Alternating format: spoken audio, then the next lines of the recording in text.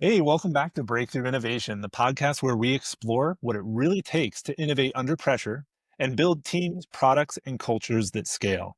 Today's guest brings a rare blend of empathy, execution, and enterprise leadership to the table. With over 2 decades at the intersection of technology, people, and purpose, Michael Urban has led some of the most impactful transformations in financial services and fintech. From reshaping startup teams into thriving enterprises, to leading a company wide AI adoption effort that became as much about culture as it was about code. As the Chief Technology Operations Officer at Best Egg, Michael has driven shifts in agile, infrastructure, operating models, always with a focus on making the complex things simple, more human, and more impactful. Michael, I think we're going to get along really well. I'm really excited to have this conversation with you. Welcome to Breakthrough Innovation. Thanks, JL. It's great. I'm excited to be on the podcast as well and looking forward to our conversation today. Awesome. So maybe to start off, you mentioned that your passion is making complex things simpler and more human, which I'll be honest, I kind of fell in love with the way you've said it, and I really want to dig into it. So maybe a good place to start is what does that look like for you in practice? So what happens here at Best Egg we've been in the financial services industry for about 11 years. Our core customer, which is something I'm going to chat about how we make these complex things more human and a bit simpler, is we strive to offer financial products for people with limited savings so that they can financially navigate their life. And so, what does that question look to me in action around complexity? And so, I fall back on a lot of the things that are core to me. So, background in process engineering, super love agile, leveraging emergent technologies. And so, when I think about it, you can make any problem complex. The way that I look at it is like you have to take it small bites at a time. So, I'll use an age old analogy of the agile methodology. You have an epic, which is a super big, high problem you want to solve, and what do you do with that? You start to break it down into individual pieces, but what you want your North Star to actually be as part of that breakdown is who's the customer you're looking to serve and what are the needs that you're trying to meet for them. And so breaking down those large complex things into individual bite-sized units, energize a team, gives you the ability to actually track your progress, feel like you're making material progress, and gives you ability to get real-time feedback. And when you overlay the human component of making sure that your customers are at the forefront as you're breaking down these problems, that's the human component. There's so much that I would love to pull on there. We're big fans of Agile. I actually did my first Agile transformation back in 2004. So what is that, 21 years ago? Like, that feels horrible to say. Yeah, I am like one of the things I've always seen with Agile is most people when they start adopting Agile just kind of assume the backlog is there and somehow it magically appears. How do you kind of approach that, and how do you make sure that human element, both the employee as well as the customer element, is being considered when that backlog is being created? I think it's really galvanized towards the customer's needs that you are trying to solve for.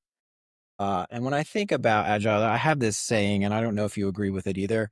I've read the Agile Manifesto. I don't know anybody in my whole career that's actually done that soup to nuts and just that's the way they do it. Right. I think you have to create an agile methodology for a company that speaks to the culture and who you are. And so to me, it's like you create your own agile recipe.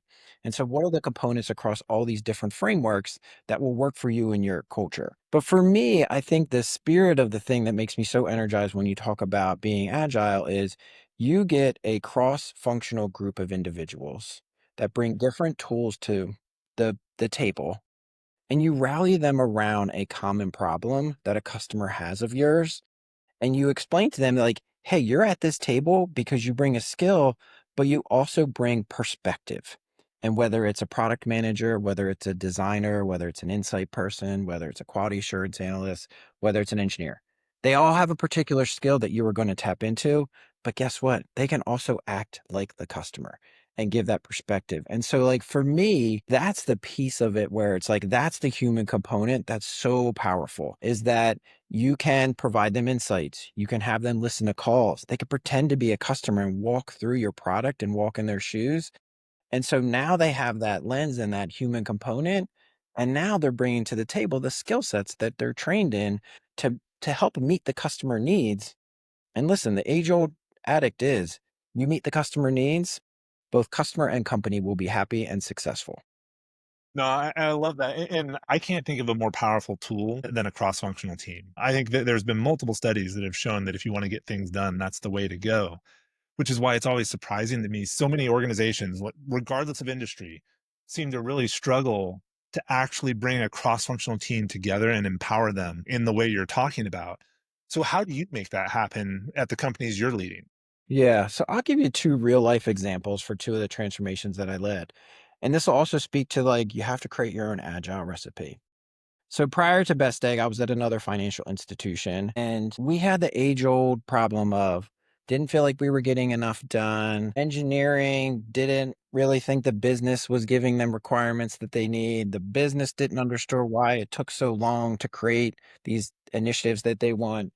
And we were just in this like cycle of like leaving value on the table and ultimately not meeting our customers' needs. And so in came my proposal of let's move to a more agile methodology. Like let's get the right skill sets together. I will tell you, dating myself too, as you know, I've been in the industry for quite a bit. This was probably say 13, 14 years ago. I did an extensive analysis. I talked to the business. I got insights into customers. I talked to engineering. I talked quality assurance. I got all the problems down on paper. And so I worked with them collaboratively to create what our agile recipe would look like. For that, it looked like traditional agile tables.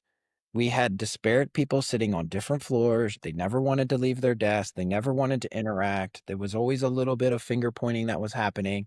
And so we made the decision that we're going to actually we undertake actually renovating floors and creating these agile tables. We went to the business and say, "Hey, you're the owner of this. We want you to identify the right person to be our product manager, and we are going to give you the right necessary technology skills, and you all are going to interact at a table." We brought them together. Instantly, without even doing much more than that, they started having conversations that they were never happening before. There was a newfound appreciation, a newfound trust.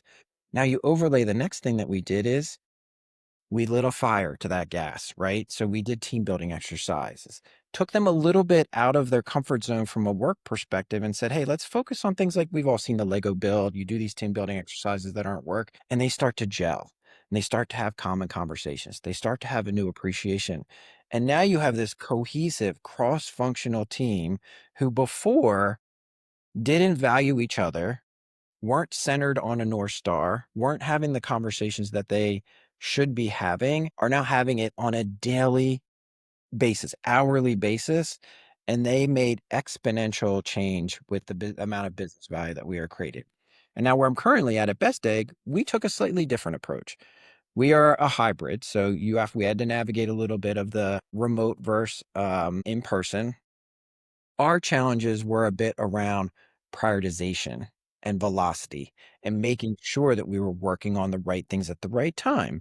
And so the recipe that we built was we went to the pod route, but we were very selective on the types of systems and customer metrics that we wanted those pods to have accountability over.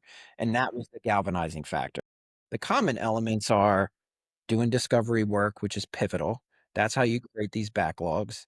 And I will tell you, that's actually to me where the bulk of the work happens. You spend a lot of your time doing discovery and you will reap the benefits of it, right? You spend the time understanding what the customer problem is, understanding what the systems need to do to be able to do it, understand what your MVP needs to look like. Post that, execution is a breeze because you know what you're doing and you've invested in it. And so that's a little bit of how we did it at two different spots. And you can see two slightly different, maybe even arguably drastically different approaches.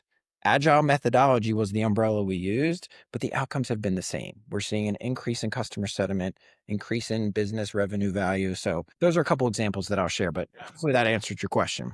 Well, and I'm curious, so, like, when you were bringing these ideas in and you were kinda making the rounds saying, "Here's what I think we should do," like, a lot of times people find resistance in terms of, like, "These are my people, I don't want them to do this, I have all these other concerns," like, all these things, all these forms of resistance come up. So I'm curious, as you were selling Agile into the organization, what was the resistance you met and how did you overcome it?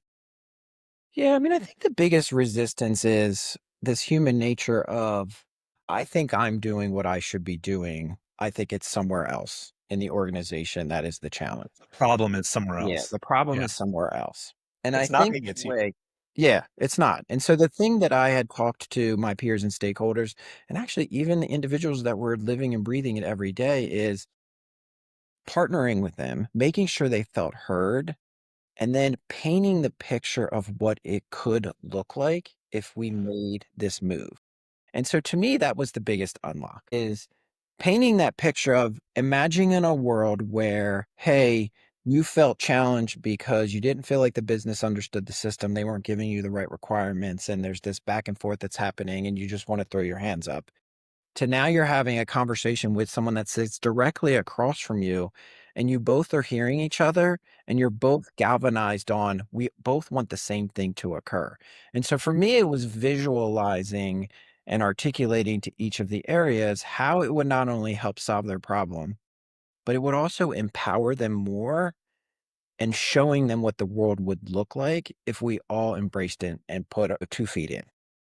I think what I love most about this conversation, when we talk about innovation on the show, it's regularly about the product or the service. In this example, the innovation is actually about the way you get things done, which I love. And maybe the biggest thing that I hear you saying is if you really want to innovate in the way you work, the first thing you have to do is you have to become a salesman for the new way. You have to be able to help people see this is where you are now and this is where you could go from here to here. What are some of the, you mentioned a couple from to kind of statements as you were talking. What are some of the big ones that you feel like people in this looking to make this change should be focusing on as they kind of approach the sales portion of innovating in the way you work? Yeah, I mean, I think so. One thing comes to mind as you ask me that question is one, we also have this belief that innovation has to be huge. And I Yeah. would argue that the most impactful innovation happens small steps that build upon each other. And so for me, to sort of get back to the question that you have is like, I think you have to build on those small innovative wins to be able to create the right foundation and actually aggregate into what end up being like super large wins for the organization. And so like that's sort of my take on it. I don't know if I'm fully answering the question for you, but like for me it's innovation tends to be this buzzword that it's like, hey, you're going to quadruple your profit. The reality is like those are few and far between. But these little wins and these little enhancements to the way you're working or the way in which you're delivering or you're doing discovery now and you weren't before have exponential benefit, and they build this foundation that becomes like a second nature. And I think that's the piece that I actually strive for from an innovation standpoint. It's like I feel like you're successful as an organization when you're actually not really talking about innovating because you already You're see it just doing happening. it. You're just Yeah. doing it. You see it and you can see it every day. Yeah, we tend to look at it as breakthrough innovation as the result of the application of creativity and resilience over time. I think a lot of people do think about innovation as the light bulb going on in the shower kind of moment, or whatever. But it really is. You have to be creative over time. You have to be resilient over time, and that's what leads to it. I love all of it. Now, I am curious. We've talked a little bit about this, but if someone is stepping into tech leadership role, for the first time, however they get there, and maybe even in a high growth environment, given everything we've talked about, what is your advice for them? Like, how should they approach that new role? Yeah, I mean, so I will tell you there's some core fundamentals that I think are super important for people to have or to be able to do. And it's a high sense of urgency. Right, and that high sense of urgency is gonna help you continue to drive to wanna be better, wanna make sure you're delivering, wanna make sure you're innovating. The second is being a knowledge junkie, right? AI is taking over the world in an amazing way, I love it. I use it all the time. I've you shared in the beginning, I've led an AI adoption at Best Egg, and it's been amazing. It wasn't without its challenges, but we are seeing amazing results. And then the last piece is this ability to accept and react to change. And so being comfortable with ambiguity and being comfortable with change. Those are like the three pillars that I would say, particularly in anyone in the tech leadership or someone who's looking to progress in tech leadership. That's the nature of technology. It's constantly evolving.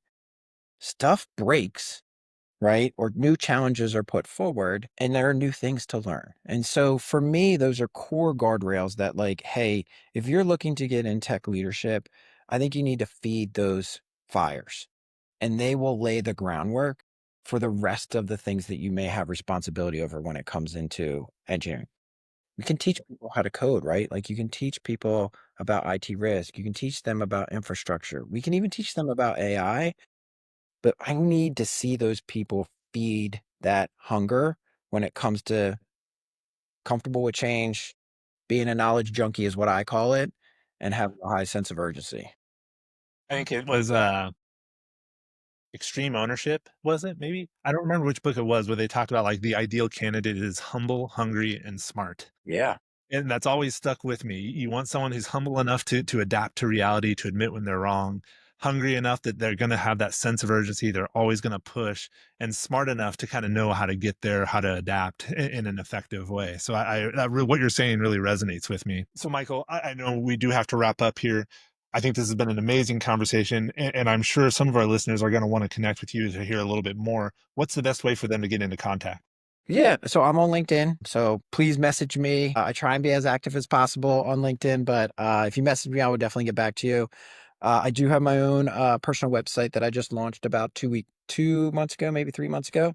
I did use Nice. ChatGPT to help me build out the content for it, and it's just mikeurban.me. And either way, those two forums are ways to get in touch, and I would love to carry forward the conversation with anybody that's listening. I'm passionate about it. I read about it. I'm playing with all the tools, and I'm heavily involved in tech and the power it can. Awesome. Well, thank you so much, Michael. Actually, you go by Mike, don't you? Thank you so much, It's either Mike. way. Either way. This has been a fantastic conversation. I also want to say thanks to everyone who's listened all the way to this point. And I would encourage you, if you're here, take a moment, leave a note in the comments section about how Agile has really worked or not worked for you. What is the resistance you felt, and where are you struggling? And maybe we can help. And then, lastly, if you know someone else who's moving into this space, who's coming into a higher level role, introduce them to Mike and share this episode with them. I think that there would be a lot of value there. Mike, one last time, thank you so much for your time. This has been great. And for everyone else, we'll see you all next time on Breakthrough Innovation. Yeah, thanks again.